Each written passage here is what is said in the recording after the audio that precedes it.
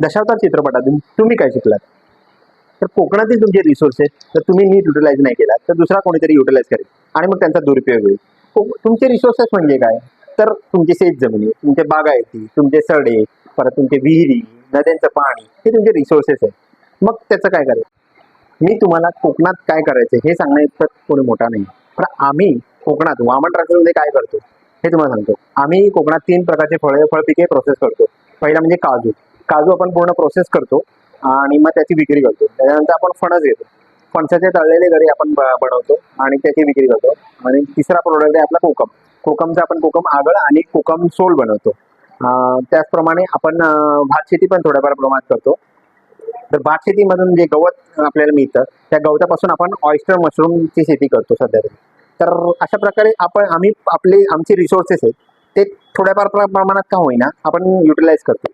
तर तुम्ही पण तुमच्या सराउंडिंगमध्ये बघू शकता की तुम्ही काय युटिलाइज करण्यासारखं आहे. तुम्ही अभ्यास करू शकता आणि तुम्ही पण युटिलाइज करण्यासारखं आहे ते करू शकता.